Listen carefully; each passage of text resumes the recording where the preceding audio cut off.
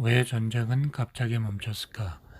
1866년 2월 게텐 블라이오레더는 유럽 시장에서 꿰른 민덴 철도의 주식을 구매하기 위한 자금 조달에 나섰다.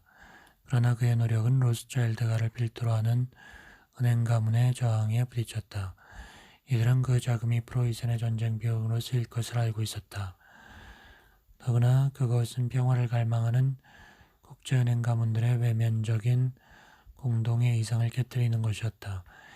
2월 중순 게텐 블라이브레더는 로스차일드가에 은밀하게 보낸 편지에서 프로이센 정부가 짜르 탄광 매각을 검토한다는 것을 자기들만의 은어로 알렸다. 시장에서는 로스차일드 오펜하임이 이 탄광을 매입할 큰손이라는 소문이 있었다. 이처럼 국제은행 가문들이 꿰른 민덴 철도에 주식 매각을 봉쇄하면서도 짜르 지역 탄광에 군침을 흘린 이유는 탄광의 잠재적 이득이 컸기 때문이다. 비스마르크가 철도 주식 매각을 통해 자금을 얻게 된다면 프로이센 정부는 짜르 탄광 매각에 굳이 나설 필요가 없었다. 자금 문제는 실질적인 진전이 없었지만 전쟁 준비는 진행되어 갔다. 1866년 3월 28일 프로이센 군대는 대규모 전쟁 준비에 들어갔다.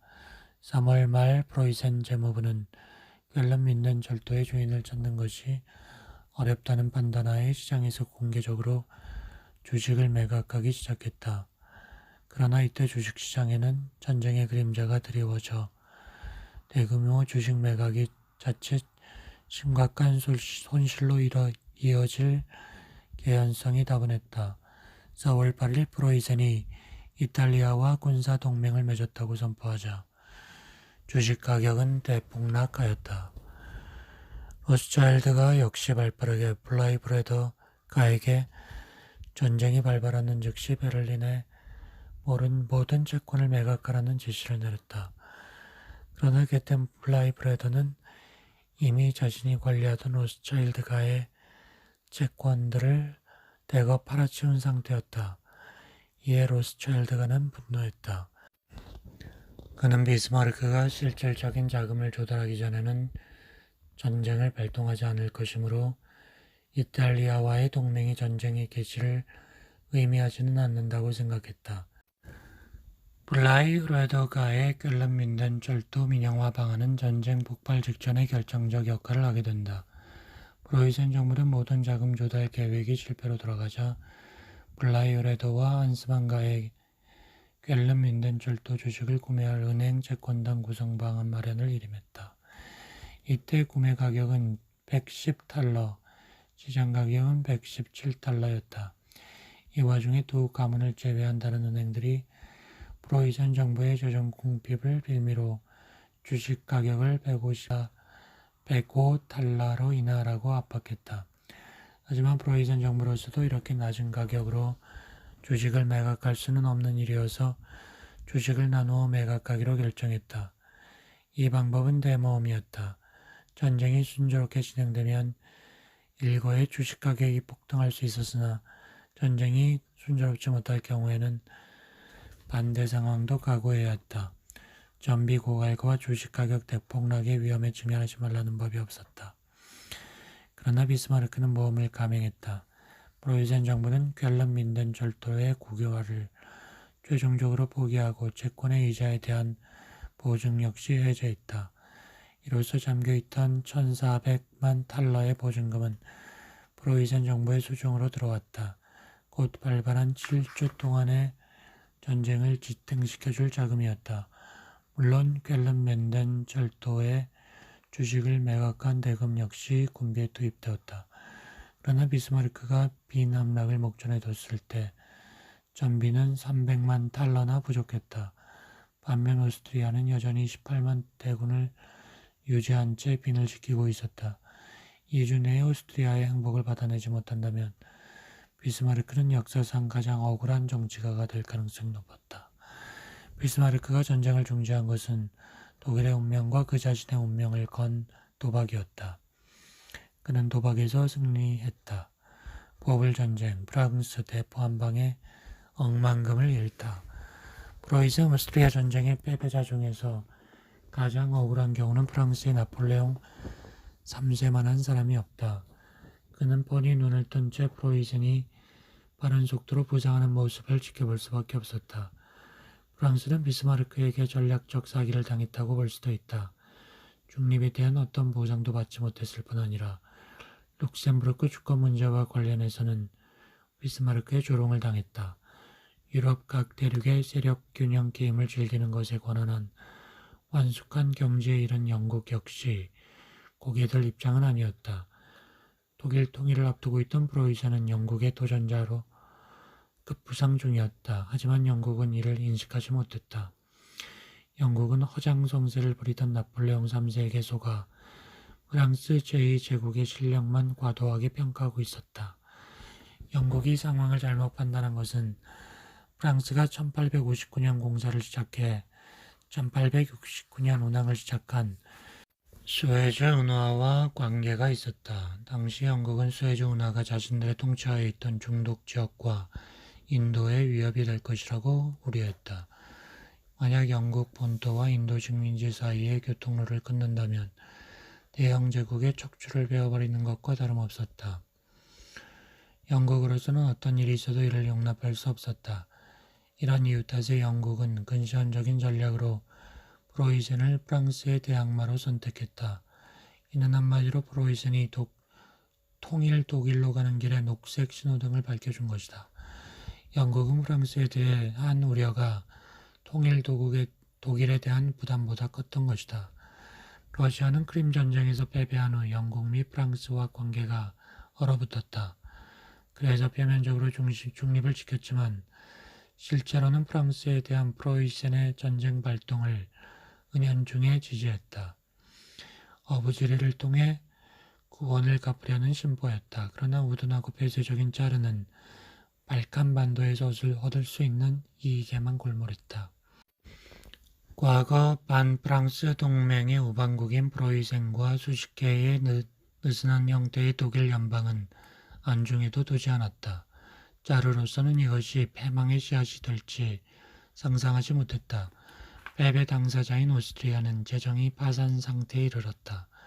프랑스가 대신 프로이센에게 보복해 주길 바랐으나 힘을 보탤 형편은 되지 못했다. 비스마르크는 사실 위대한 전략가라기보다 행운이 뒤따르는 모험가였다. 그의 행운은 경쟁 상대들이 전략적으로 프로이센을 소홀히 한 것과 그 자신조차 상상하지 못한 프로이센의 부상에서 찾을 수 있었다.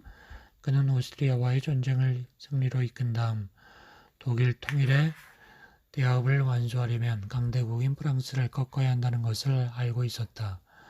보불 전쟁은 피할 수 없었다. 그러나 전쟁을 일으키려면 명분이 필요했다. 이때 보불 전쟁의 도화선인 엠스 전보 사건이 발생했다. 1870년 7월 초 프로이센 오헨촐레른가의 레오폴드 공이 스페인 국왕으로 초대되었다. 동서 양쪽의 프로이센 왕가로부터 위협을 받게 된 나폴레옹 3세는 즉각 프로이센 주재 프랑스 대사인 베네데티에게 강력히 항의하라는 명령을 내렸다.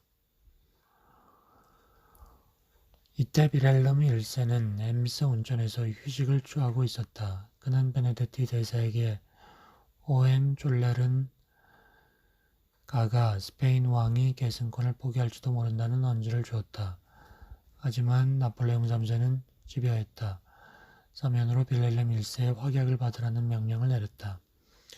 빌렐렘 1세는 베를린으로 돌아가 이 문제를 강요들과 상의해보겠다고 말하고 비스마르크에게 전보 한 통을 보냈다. 그런데 전보를 받은 비스마르크는 전보 일부를 빌렐렘 1세가 베네데티와의 담판에서 프랑스의 요구를 거절했다는 내용으로 고쳐 신문에 공개적으로 발표했다. 1870년 7월 19일 나폴레옹 3세는 모욕을 당했다는 핑계로 프로이센에게 선전포고를 냈다. 문제는 이때 프랑스에게 동맹국이 한나라도 없었다는 것이다. 당시 프로이센 오스트리아 전쟁의 주요 공신인 게텐 블라이흐레더는 과거의 그가 아니었다. 이미 로스차일드가의 마름 수준에서 대등한 입장으로 떠올랐다. 그에 대한 비스마르크의 신망 역시 로스차일드가에 대한 경외를 뛰어넘었다. 그가 오스트리아와의 전쟁을 끝마치기 무섭게 자기 모든 계좌의 재산을 프랑스의 로스차일드 은행에서 블라이흐레더 은행으로 옮긴 것은 당연했다. 전쟁이 터지기 10일 전에 겟텐 블라이흐레더는 비스마르크에게 비밀 편지를 보내 전쟁 발발 가능성을 물었다. 비스마르크는 개인 재산의 이익과 관련된 일이어서 그랬는지 반응을 보였다. 겟텐 블라이흐레더는 편지를 받자마자 전쟁이 벌어질 것을 알았다. 그는 즉각 이 엄청난 정보를 파리의 로스차일드가에 알리고 모든 주식 가격이 빠르게 하락할 것이다라고 언지를 주었다.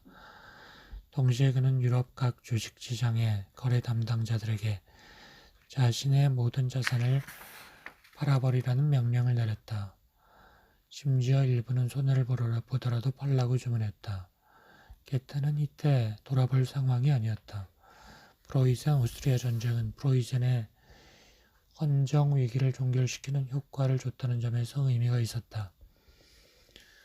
비스마르크 정부가 상당한 정도의 재정 자유를 얻게 되었다는 사실 역시 의미했다.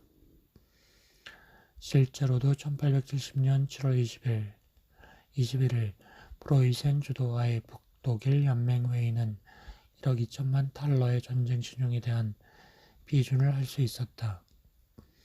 전쟁 발발 초기 베를린 주식시장은 패닉에 가까운 상태를 보였다. 뾰른민덴 철도의 우량주도 30%나 주가가 떨어졌다. 프로이센 정부는 급기야 1억 달러의 제1차 전쟁 채권의 직접 판매에 나섰다. 은행이 농단하고 있던 채권 인수 채널에서 벗어나고자 한 것이다. 당시 프로이센 정부는 5%의 이자에 기본 가격의 88%의 할인 판매하는 조건을 내걸었다. 그러나 은행 가문은 프로이센 정부가 제시한 조건보다 낮은 85%에 인수하겠다고 밝혔다. 프로이센 정부는 이를 거절한 후 독자적 길을 걸었다. 오펜하임가는 이때 블라이흐레더가에 편지를 보내 이는 현재의 시장 상황 아래에서 웃기는 조건이다라고 강조하면서 프로이센 정부의 조치를 비웃었다. 채권 판매는 실패로 끝나 고작 6천만 달러가 팔려나가는데 그쳤다. 프로이센 정부가 실패한 이유는 은행 가문이 집단적 보이콧에 나섰기 때문이다. 이들은 프로이센 정부가 직접 채권을 판매할 경우 채권 인수 비용을 챙기지 못한다는 생각을 한 것이다. 채널의 왕이라는 금융시장에서의 속설과 위력이 확인된 것이다. 1870년 9월 1일 프로이센과 프랑스 대군은 스당에서 운명의 일전을 겨룬다. 결과는 프랑스 군대의 참패다. 다음날 나폴레옹 3세는 10만 프랑스 대군을 이끌고 투항해야 했다. 그러자 파리 노동자들은 9월 4일 나폴레옹 3세의 통치를 종식시키는 무장 봉기에 나섰다. 스당 전투 후 무려 30만 명에 이르는 프랑스 포로들이 프로이센에 의해 수감되었다. 바로 이때 겟텐 블라이흐레더는 이 상황이 그에게 돈을 벌게 해줄 기회라는 것을 알았다. 그는 곧 매월 포로들이 프로이센에 지불해야 하는 생활비를 책임지는 역할을 잘 자임했다. 사실 이는 절대 손해보지 않는 대출 장사였다. 나중에 누가 프랑스 정부를 대표한다 해도 대출받은 거액의 자금에 대한 원금과 이자를 지불해야 했기 때문이다. 이는 전쟁 배상금의 일부분이기도 했다. 겟텐 블라이흐레더는 프랑스가 대출금을 떼어먹을 걱정도 하지 않았다.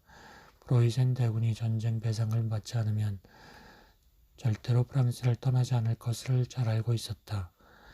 프랑스 군대는 완전히 와해돼 단기간 내에 재개할 가능성이 없었다. 전쟁이 앞으로 다가와 발바람에 따라 블라이흐레더가는 로스차일드가와 매일 주고받던 비즈니스 서신 왕래가 곤란해졌다.